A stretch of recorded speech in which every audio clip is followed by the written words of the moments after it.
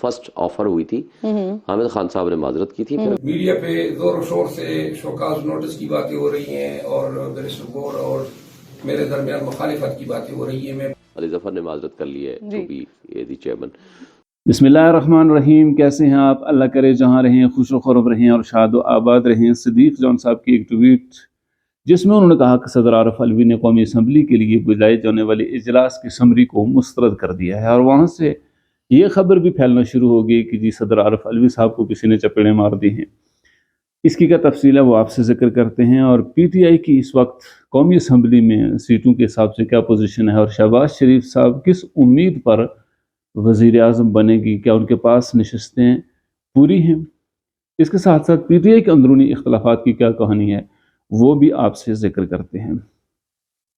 صدیق جان صاحب کے ٹویٹ کے مطابق صدر عارف علوی صاحب کو جو سمری بھیجی گئی تھی قومی اسمبلی کا اجلاس بلانے کے لیے، جو کہ 29 تاریخ تقریباً اس کی آخری بنتی ہے، تو انہوں نے سمری کو یہ کہتے ہوئے مسترد کر دیا کہ چونکہ ابھی تک مخصوص نشستوں کی الاٹمنٹ نہیں ہوئی، چونکہ پی ٹی آئی کو ابھی تک مخصوص نشستیں نہیں ملی، اس لیے جب تک الاٹمنٹ مکمل نہیں ہوتی قومی اسمبلی کا اجلاس نہیں بلایا جائے گا.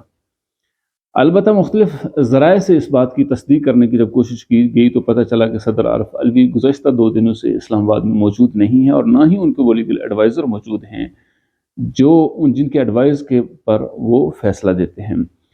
سو اگر کوئی سمری آ بھی جائے اور صدر عارف علوی صاحب اس میں تسلی بخش وہ دیکھنے کے بعد تسلی ہو جائے ان کو، تو وہ اس کو ایکسیپٹ کرتے ہیں، ورنہ اپنے لیگل ایڈوائزر سے مشاورت کے بعد پھر اس پر فیصلہ کیا جاتا ہے کہ اس کو ریجیکٹ کرنا ہے یا اس کو ایکسیپٹ کرنا ہے.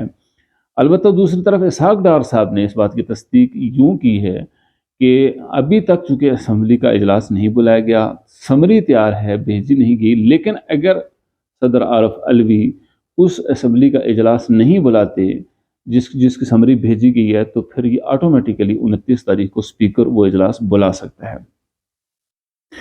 ادھر شہباز شریف صاحب کی حکومت بننے جا رہی ہے، اور یہ پی ڈی ایم 2 سمجھ لیں آپ. پیپلز پارٹی نے ابتدائی طور پر بڑی مزاحمت کا اظہار کیا، پوری ان کی الیکشن کمپین نون لیگ کے خلاف تھی، لیکن پھر اقتدار ہے کہ اس کی وجہ سے پھر یہ دونوں جماعتیں اکٹھی ہو گئی، ایم کیو ایم ان کے ساتھ ہے.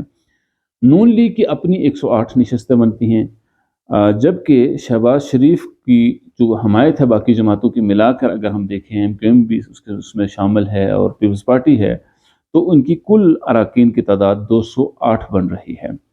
دوسری طرف سنی اتحاد کونسل جو کہ پی ٹی آئی جس میں شامل ہوئی، ان کی 81 اراکین بنتے ہیں. ابھی تک ان کو مخصوص نشستیں نہیں دی گئیں، جن کا کیونکہ کچھ لوگ ایسے بھی ہیں کہ جنہوں نے سنی اتحاد کونسل میں شمولیت اختیار نہیں کی ہے. ان کے حوالے سے علی محمد خان صاحب نے ایک پروگرام میں بات کرتے ہوئے یہ کہا ہے کہ چونکہ ہمارے بہت سے اراکین اپنے انٹرا پارٹی الیکشن میں حصہ لینے کے خواہش مند ہیں، اس لیے انہوں نے سنی اتحاد کونسل میں ابھی تک شمولیت اختیار نہیں کی ہے. سو اس اعتبار سے 81 ان کی تعداد ہے، مخصوص نشستیں ابھی تک ان کو الاٹ نہیں ہو سکی ہیں. علی محمد خان صاحب نے کہا تھا کہ اگر الیکشن کمیشن نے انصاف سے کام لیا تو ٹھیک، ورنہ ہم عدالتوں میں جائیں گے، اور اس معاملے کو عدالتوں سے ہم امید کرتے ہیں کہ ان کو انصاف کی مل جائے گا.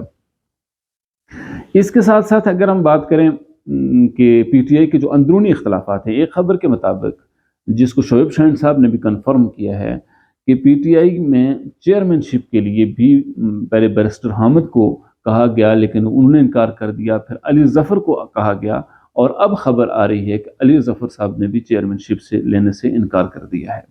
علی ظفر نے معذرت کر لی ہے ٹو بی دی چیئرمین. تو یہ پہلے دن جس دن بات ہوئی تھی اس دن بھی حامد خان صاحب کو فرسٹ آفر ہوئی تھی، حامد خان صاحب نے معذرت کی تھی، پھر گوہر صاحب کا نام آیا تھا. دوسری طرف گزشتہ دن شیر افضل خان مروت کے حوالے سے یہ خبر آئی کہ انہوں نے عدم اعتماد کا اظہار کیا ہے، یا غیر تسلی بخش اور غیر اطمینان بخش کارکردگی کہی ہے انہوں نے کہ بیرسٹر گوہر علی خان کی تھی. اس وجہ سے ان کو ہٹا کر علی ظفر کو لایا جا رہا ہے. گور صاحب ایک شریف النفس انسان ہے. الیکشن میں ریگنگ کے بعد جو ان کی کارکردگی تھی شاید وہ پارٹی اور ورکرز کے توقعات کے مطابق نہیں تھی، جس کی وجہ سے علی ظفر صاحب کو آگے لایا گیا ہے. اس وقت تک علی ظفر صاحب نے انکار نہیں کیا ہوا تھا. یہ علی ظفر صاحب کے انکار کی آج خبر آئی ہے. تو اس کے بعد شیر افضل خان مروت کے کو شو کاز نوٹس جاری کر دیا گیا تھا. اب شو کاز نوٹس جاری ہونے کے بعد رات گئے جو شیر افضل خان مروت ہیں وہ گئے ہیں بیرسٹر گور کے دفتر میں، اور ان کے ساتھ ان کی ملاقات ہوئی، ایک دوسرے سے انہوں نے گلے لگ کر وہ ملے، اور جو گویا کہ ایک تاثر دینے کی کوشش کی گئی کہ ہمارے درمیان کوئی اختلافات نہیں ہیں، اور شیر افضل خان مروت نے پی ٹی آئی کے کارکنوں سے یہ کہا ہے کہ وہ اس حوالے سے مطمئن رہیں، قیادت کے اندر کسی طرح کا کوئی اختلاف نہیں ہے۔ بسم اللہ الرحمن الرحیم۔ ابھی رات کے 9 بج چکے ہیں اور میں ہمراہ اپنی بین مشال کے اپنے چیئرمین بیرسٹر گور صاحب کے دفتر آیا ہوں۔ میڈیا پہ زور و شور سے شوکاز نوٹس کی باتیں ہو رہی ہیں اور بیرسٹر گور اور میرے درمیان مخالفت کی باتیں ہو رہی ہیں۔ میں بار بار یہ کہہ چکا ہوں کہ بیرسٹر گور صاحب کے ساتھ میرا تعلق آج کا نہیں ہے، سالوں پرانا ہے۔ مجھے اپنے چھوٹے بھائی کی طرح عزیز ہے، اور یہ جب چیئرمین بنا بھی تھا تو اس وقت بھی میں ان کا پروپوزر بھی تھا، سیکنڈر بھی تھا، سپورٹر بھی تھا رہا ہوں۔ اور یہ جو غلط فہمی پیدا ہوئی، میں نے احتجاج کے حوالے سے پوری قیادت کے حوالے سے یہ کہا تھا کہ احتجاج میں ہم نے وہ رسپانس نہیں دیا جو ہمارا ہونا چاہیے تھا۔ اس میں ان کی نااہلی کے حوالے سے کوئی لفظ میں نے نہیں کہا تھا، لیکن اس پہ مجھے شوکاز نوٹس دیا گیا۔ بیرسٹر گور صاحب مجھ سے ناراضگی کا اظہار کرتے، میں نے آج انٹرویو میں بھی کہا جیو کو کہ میں آدھی رات کو بھی ان کے پاس جانے کو تیار تھا۔ آج میں آیا ہوں، میں یہ معلوم کرنا چاہتا تھا کہ میرا بھائی مجھ سے ناراض ہیں یا شوکاز نوٹس جو ہے وہ خلائی مخلوق کی طرف سے آیا ہے۔